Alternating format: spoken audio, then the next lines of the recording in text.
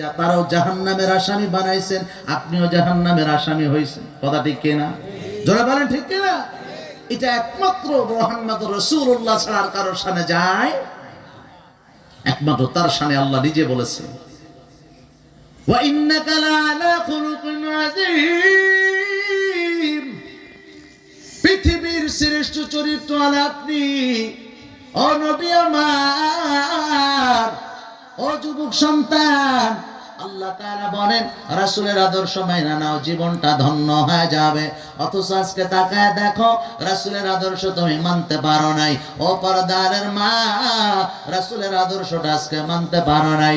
তোমার চেহারার মধ্যে যদি তাকানো হয়, পাওয়া যাবে বিভিন্ন নায়ক নায়িকার আদর্শ।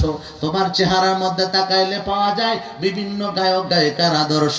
তোমার চেহারার মধ্যে তাকাইলে পাওয়া যায় বিভিন্ন খেলোয়াড়দের আদর্শ।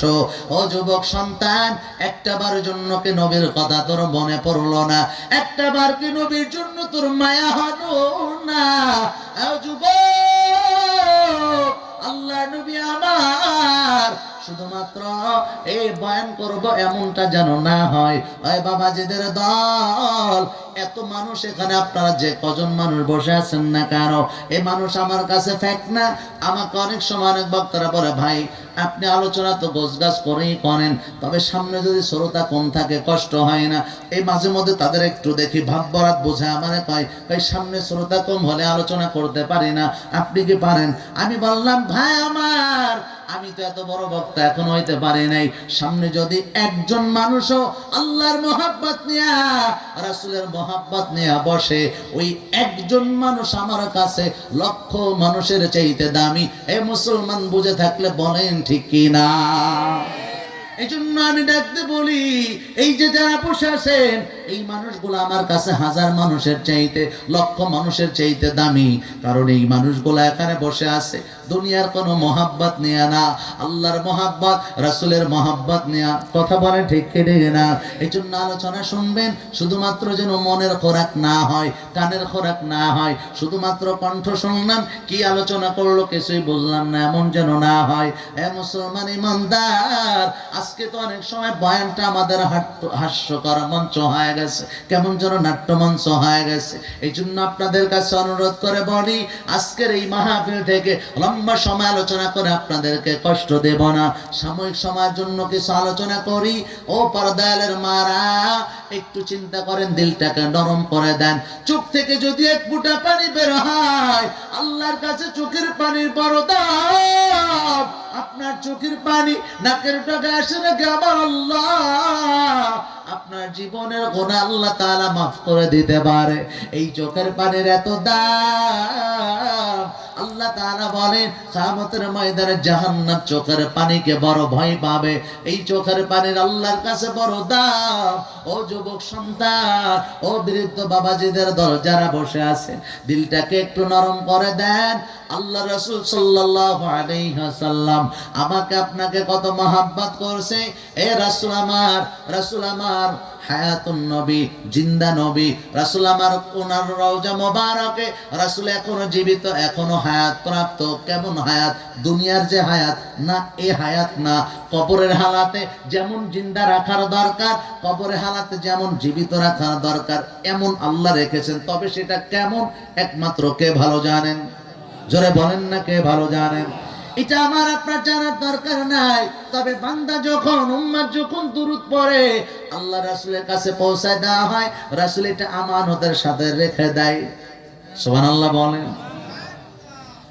এখানে একটা কথা চলে আসছে, আমাকে একদিন একটা লোক প্রশ্ন করে ফেলছে, হঠাৎ করে প্রশ্ন করছে, হুজুর দুইটা প্রশ্ন। আমি বললাম বলেন। হুজুর আমরা দোয়ার সময় একটা কথা বলি, দোয়ার সময় কথা বলি, আল্লাহ যা কিছু পাঠ করলাম, যা কিছু হয়েছে সমস্ত সব হুজুর পাক সাল্লাল্লাহু আলাইহি ওয়াসাল্লামের রওজা মোবারকে দাও। দোয়া করি কিনা? উনি আমাকে বললেন, হুজুর রাসূলের জীবনেতে কি কোনো আমলের অভাব আছে যে রাসূলের জন্য আমরা দোয়াটা করলাম, রাসূলের কাছে সব দিয়ে দিলাম? এটা কেন দিলাম? এটা জটিল প্রশ্ন কিনা? জোরে বলেন। এই জাতীয় প্রশ্ন আমি এর আগে কখনোই শুনি নাই। আমি কিছুটা ব্যতিক্রম ভাবে আটকে গেলাম, কিন্তু কোনো জবাব দিই নাই। আমি চিন্তা করছি, আল্লাহ কিছু আসান করে দেন। বলেন দ্বিতীয় প্রশ্ন কি? উনি দ্বিতীয় প্রশ্ন বললেন যে হুজুর যখন আমরা বললাম যে এই সমস্ত সওয়াবটুকু রাসূল পাক সাল্লাল্লাহু আলাইহি ওয়াসাল্লামের রওজা মুবারকে পৌঁছায় দেন, এই যে সমস্ত সওয়াব তো রাসূলের রওজা মুবারকে চলেই গেল, এরপর আবার যে বললাম আমার বাপদাদার আমলনামায় দেন, অমুকের অমুকের তমুকের তমুকের দেন, বাকিটুক কই পাইলাম? বাকিটুক কোথা থেকে আসলো? প্রশ্ন যখন করছে, আমি সাথে সাথে এক মুহূর্তে, হাদিসের মধ্যে আসছে, যখন কোনো জটিলতা আসে রাসূল সাল্লাল্লাহু আলাইহি ওয়াসাল্লামের উপর কয়েকবার দরুদ পড়া, আল্লাহ আসান করে দিবে, সুবহানাল্লাহ বলেন। আমি সাথে সাথে আমি বললাম যে মুরব্বী, আমরা একটু আমল বাকি আছে, আমি শেষ করে নিই। আমি শুরু করলাম সাল্লাল্লাহু আলাইহি ওয়াসাল্লাম, সাল্লাল্লাহু আলাইহি ওয়াসাল্লাম, সাল্লাল্লাহু। 11 বার পরে শেষ করতে করতে ভিতরে অটোমেটিক ভাবে দেখলাম কিছু জবাব চলে আসছে, আলহামদুলিল্লাহ বলেন। আমি বললাম যে বাজান, প্রথমত আপনি বলেছেন যে রাসূলের উপরে যে আমরা পেশ করলাম, রাসূলের কাছে পেশ করলাম, রাসূলের জীবনে কি আমলের অভাব যে রাসূলের আমল নামে পাঠালাম? আমি বললাম যে বাবা, এটা রাসূলের আমল নামার জন্য পাঠানো হয় নাই, বরঞ্চ পৃথিবীর শ্রেষ্ঠ আমানতদার আমার আপনার রাসূল, কথা বলেন ঠিক কি ঠিক না? আমার আপনার এই আমলটাকে রাসূলের কাছে আমানত হিসাবে পাঠাইছি, কিয়ামতের ময়দানে যাতে আমার আপনার জন্য রাসূল এটা ওসিলা হিসাবে পেশ করতে পারে। জোরে বলেন সুবহানাল্লাহ। উনি সাথে সাথে চুপ হয়ে গেছে, বলে ও আচ্ছা আচ্ছা। আমি বললাম আমার দ্বিতীয় প্রশ্ন ছিল কি, সবটুকু রাসূলের কাছে পৌঁছাইছি, আচ্ছা আপনি কি এটা চিন্তা করেন আল্লাহ পাক রব্বুল আলামিন বলেছেন আমার রাসূলের জন্য যেই দোয়ার মধ্যে দোয়া নেই, এই দোয়া আসমানে উঠবে, যে ইবাদতের মধ্যে রাসূলের সুন্নাত নেই, এই সুন্নাত, এই ইবাদত আল্লাহ আসমানে উঠবে।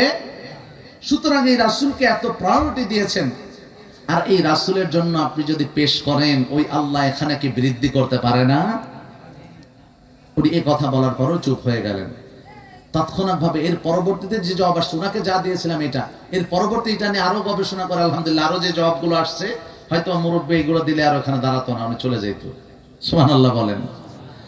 রাসূলের প্রতি যে মহব্বত, রাসূলের প্রতি যে ভালোবাসা, এই ভালোবাসার জায়গা থেকে বলছি, আজকে শুধুমাত্র একটু আপনি তওবা করে যান, 2টা দিন পরে রমজান চলে আসবে, হতে পারে আপনার জীবনটা পরিবর্তন হয়ে যাবে, হতে পারে আপনি জান্নাতের একজন মেহমান হয়ে যাবেন, হতে পারে কি না?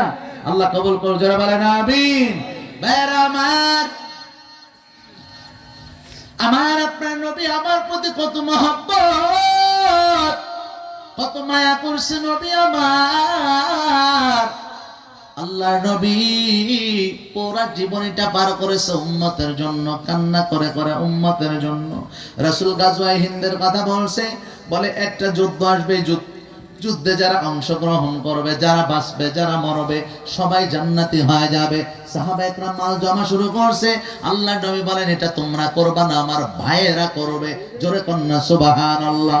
আল্লাহর নবী আমাদেরকে এমন বলার পর আল্লাহর নবী, এ মুসলমান